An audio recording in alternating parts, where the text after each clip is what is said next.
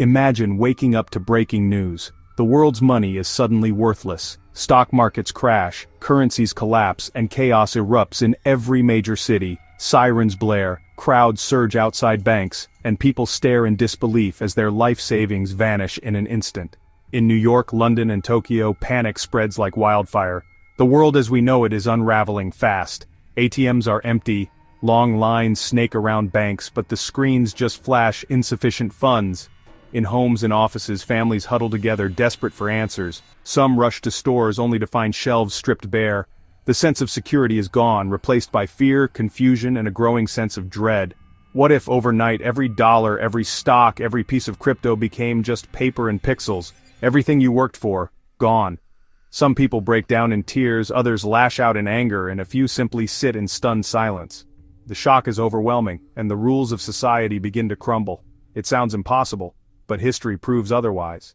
In 1920s Germany, people hauled wheelbarrows of cash for a loaf of bread. In Zimbabwe and Venezuela, fortunes vanished overnight. Hyperinflation, panic, and desperation have rewritten the rules before, and they can do it again. In a single moment, everything you thought was secure is gone. Your life savings wouldn't buy a bottle of water. Grocery shelves are empty. Desperate crowds push and shout, searching for anything to eat or drink. In the chaos, trust breaks down. Neighbors eye each other warily, and rumors spread like wildfire. So what would you trade? What becomes the new currency when money means nothing? Forget gold and diamonds. Now survival is all that matters. Food, water, and medicine are suddenly worth more than any bank account. Picture neighbors trading canned food for medicine, batteries for clean water, a blanket for a handful of rice. The rules of society are rewritten in real time. The first hours are frantic, but as days pass, people adapt, forming new alliances, new rules, and new ways to survive. Today we're doing something different. Instead of talking about cash, we're counting down the top 7 products that could be more valuable than gold if society collapses. These are the things that could mean the difference between life and death. My team gathered all of these items, and some will surprise you. These aren't just nice-to-haves, they could literally save your life. By the end of this video, you'll have a complete shopping list for the apocalypse. This is information you can't afford to miss. As we go through this list, think about what you would prioritize. What did we miss? What's the one thing you'd hoard above all else? Drop a comment below with your pick. Let's see who the ultimate survivalist is. Ready? Let's get into the countdown. Product number 1 on our countdown: water. In a world where money is worthless, water instantly becomes the most valuable resource. Civilizations have risen and fallen based on access to water. It's the foundation of life, survival, and power. From ancient Mesopotamia to modern cities facing drought, history proves that when the taps run dry, everything else collapses. Water isn't just a resource, it's the ultimate currency in a broken world. Wars have been fought over rivers and wells from Rome to the American West. Even today, entire cities have nearly collapsed when water ran out. In every crisis, those who control water hold the real power, because without it, there is no hope. Across the globe, water scarcity drives conflict and migration. In the American West, towns appeared and vanished depending on who controlled the water. In the Middle East, rivers like the Jordan and Nile have sparked decades of tension. Even now, regions from Africa to Central Asia face unrest as water becomes more precious than gold. When water is scarce, entire communities are forced to move and survival becomes a daily struggle. The fight for water shapes destinies and redraws maps. In Cape Town, South Africa, Day Zero nearly left millions without water. Residents lined up for hours to collect their daily ration, and neighbors shared what little they had. In California, droughts forced communities to truck in water. In India and Australia, shrinking rivers and endless droughts have led to conflict and abandonment. When water runs out, society unravels. These real survival stories show that water is not just about thirst, it's about community, resilience, and the will to endure. Imagine waking up to find every faucet in your home bone dry. No water to drink, cook, or clean. Suddenly, every drop is precious. In crisis zones, families walk miles for a single jug, risking their safety for a few liters.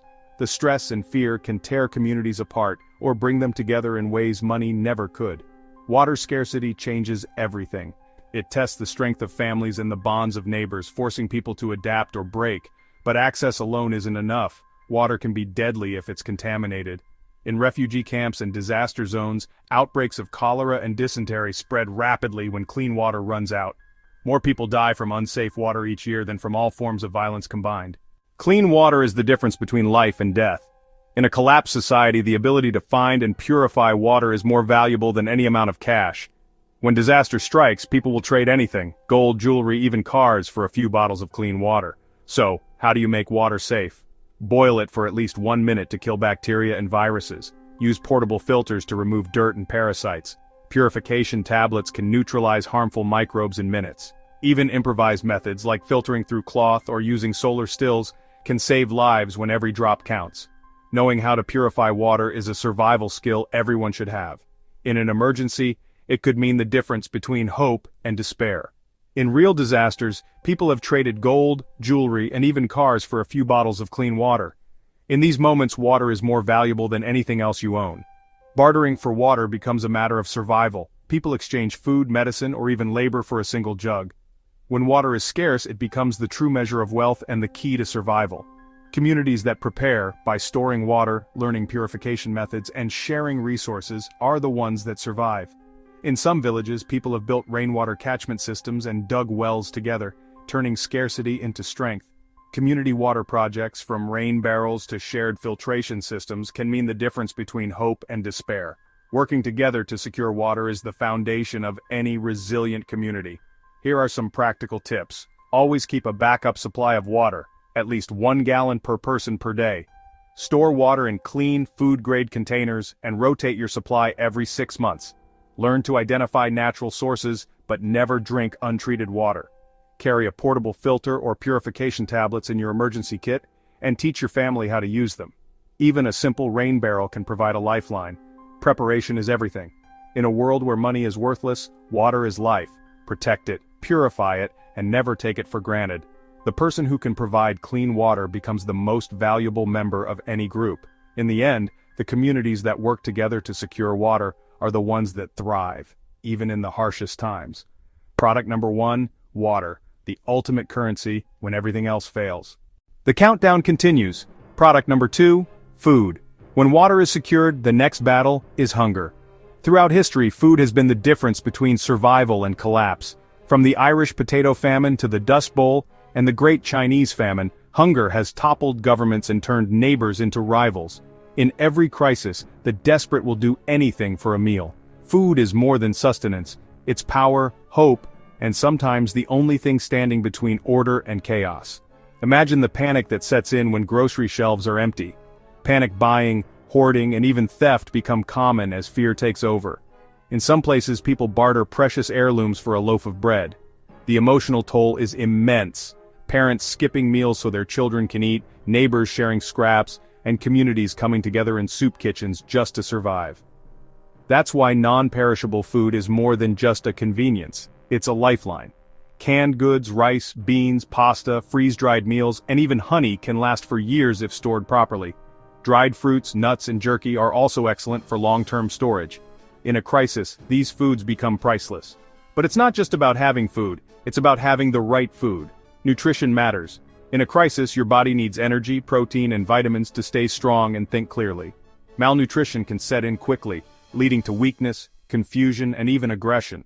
That's why variety is key. Stock up on foods that provide balanced nutrition. Throughout history, people have survived on what they could store and trade. During the Great Depression and other famines, communities came together to share what little they had. Soup kitchens, food lines, and bartering became the new normal. In some places, a single can of beans was worth more than gold. Today, building a survival pantry means more than just stockpiling cans. Rotate your supplies, keep them dry and cool, and make sure you have a variety of foods to avoid malnutrition. Learn to preserve food by canning, dehydrating, pickling, and vacuum sealing. These skills can make the difference between hunger and hope. Seeds are the ultimate investment. With a handful of seeds and some know-how, you can grow your own food, even in tough conditions. Start a small garden, even if it's just a few pots on a balcony. Community gardens and food-sharing networks can make the difference between hunger and survival. And don't forget the value of trade. In a world where money is worthless, a can of beans or a bag of rice could be worth more than gold. Bartering food for medicine, tools, or other essentials becomes a way of life. These exchanges build trust and keep communities alive. So, start your pantry now. Stock up on non-perishables, learn how to store and rotate your food, and connect with your community. When disaster strikes, the real million-dollar meal is the one you can count on, and the one you can share. In the end, food is more than survival. It's hope, comfort, and the foundation of rebuilding together. Coming in at number 3 on our countdown, medical supplies. After food, nothing is more vital in a crisis than the ability to treat injuries and illness.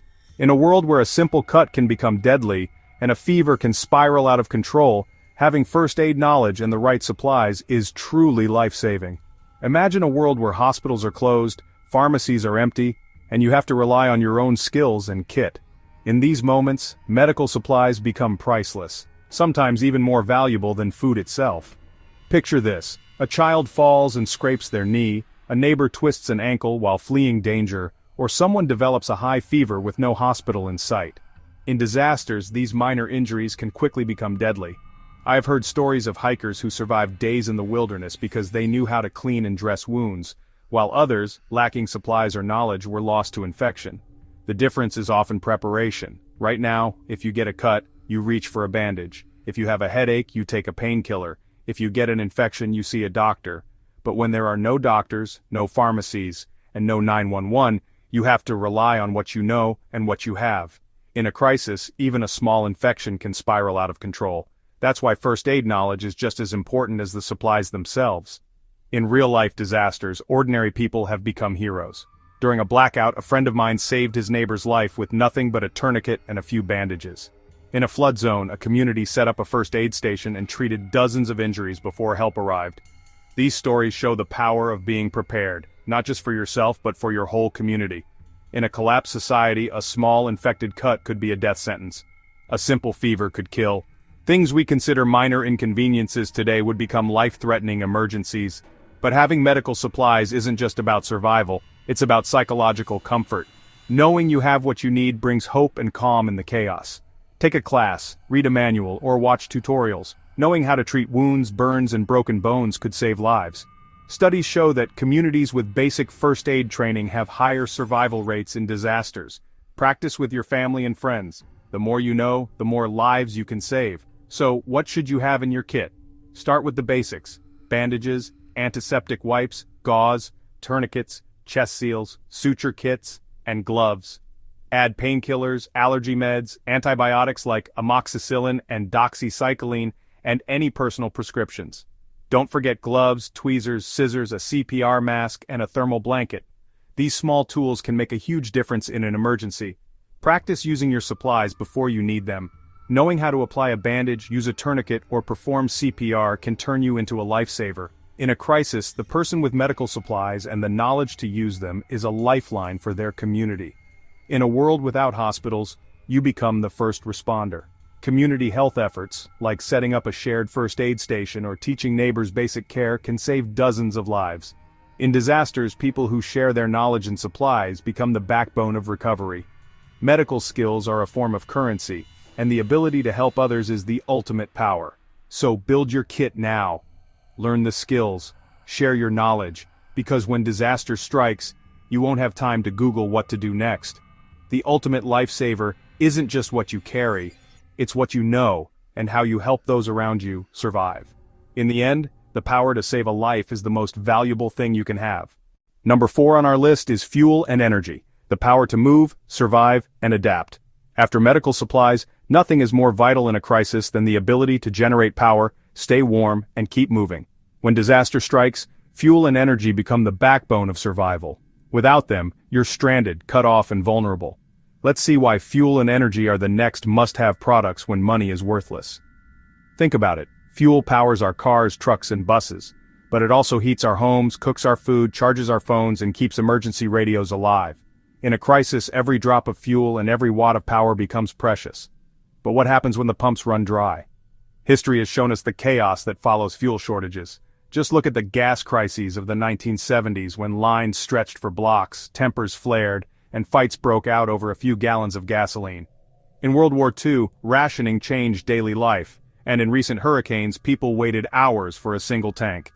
In Venezuela, fuel scarcity led to black markets and desperate journeys across borders.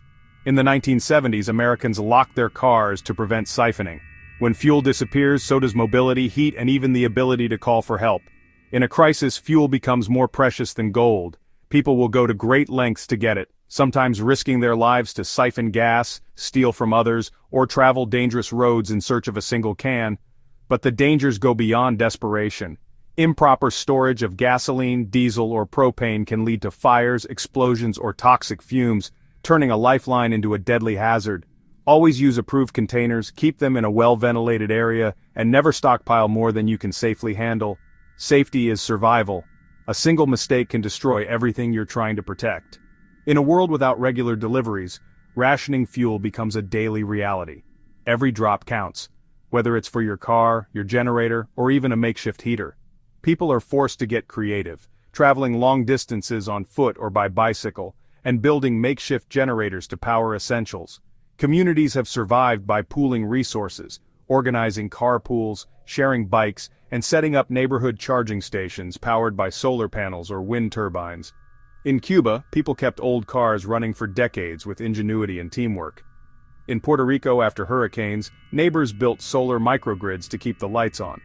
Alternative energy becomes a game changer. Solar panels, wind turbines, and hand-crank generators suddenly become priceless.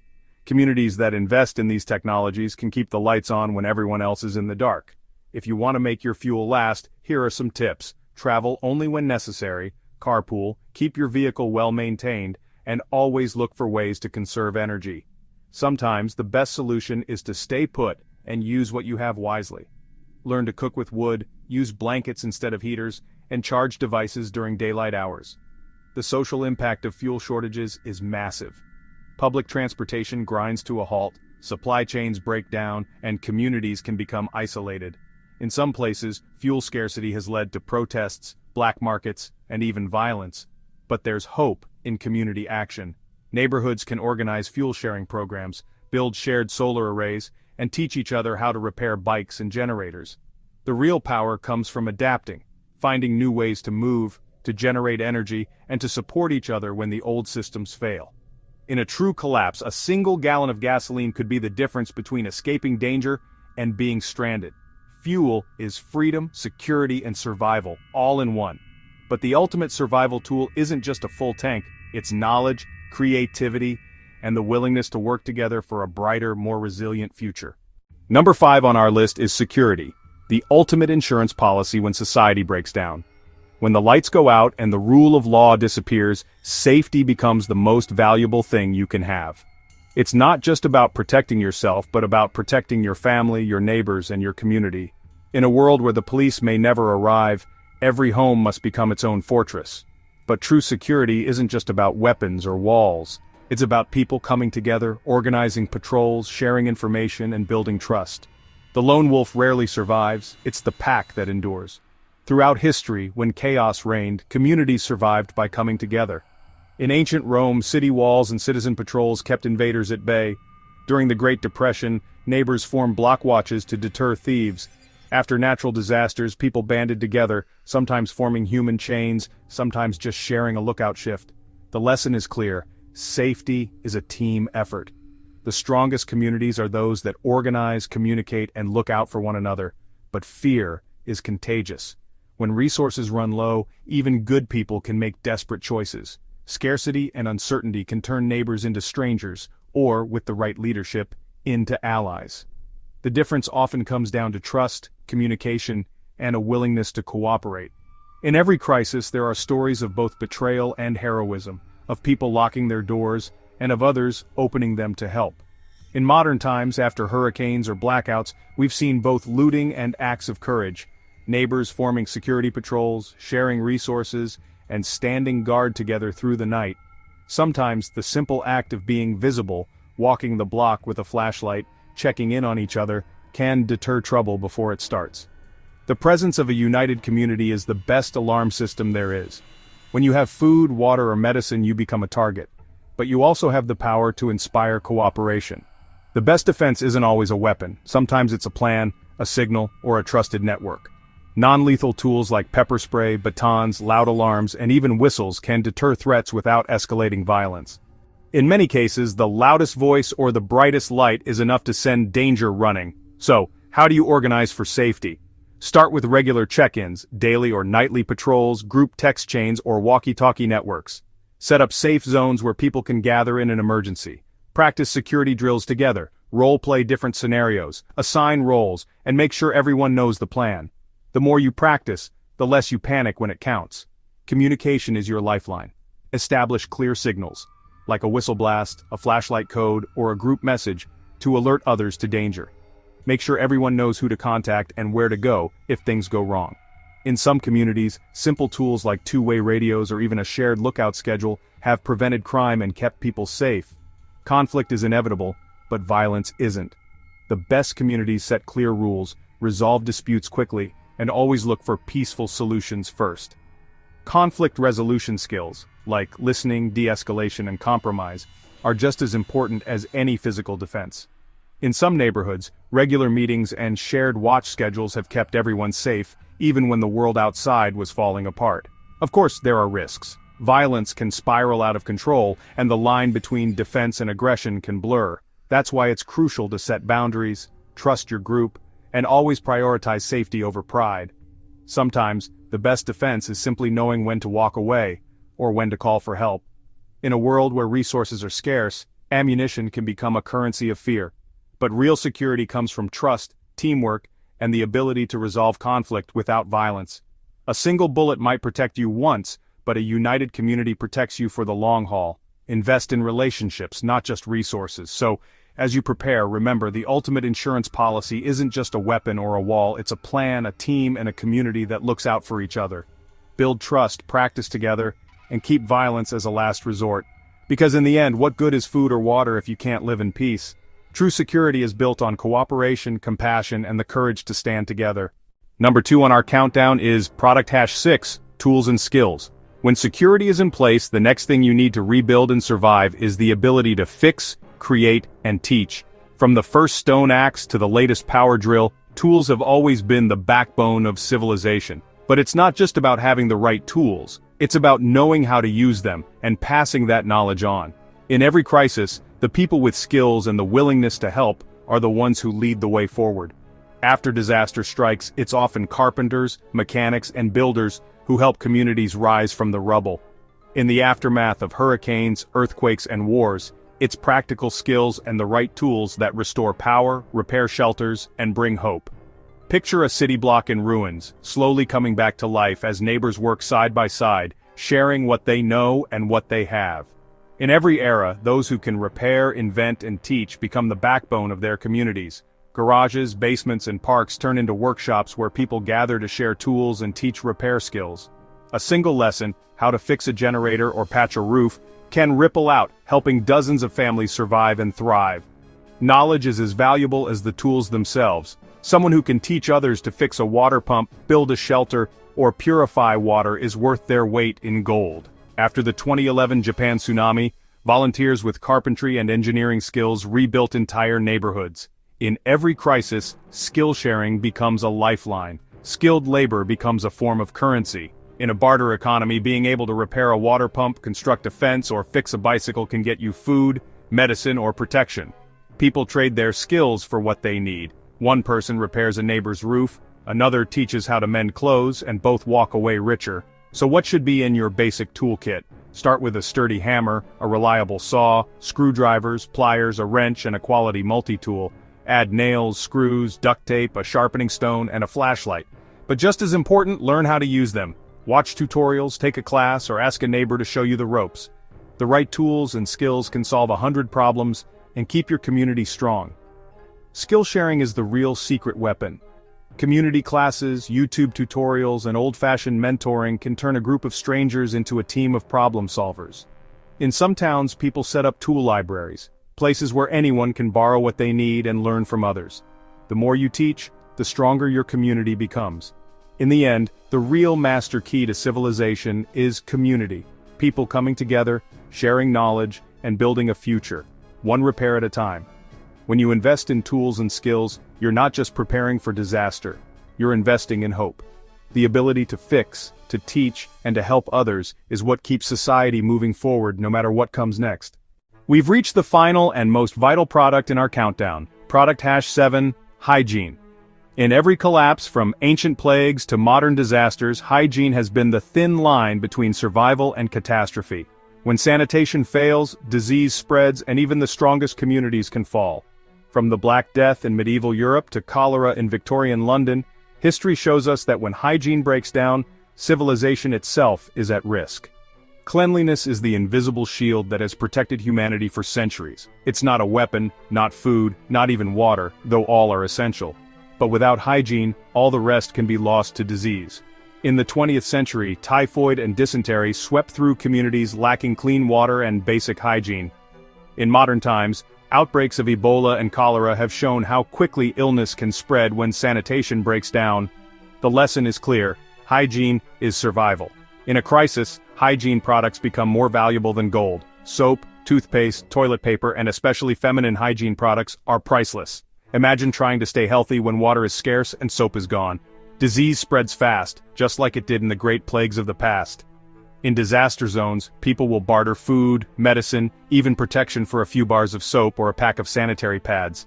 These items are often the first to run out, and the most desperately sought after.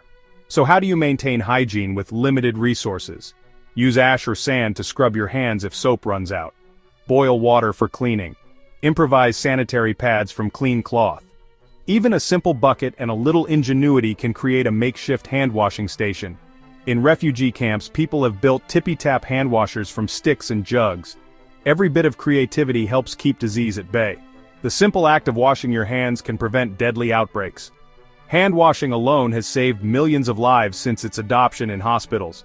During the 1918 flu pandemic, communities that practiced better hygiene saw far fewer deaths. In every crisis, those who protect their hygiene protect their lives.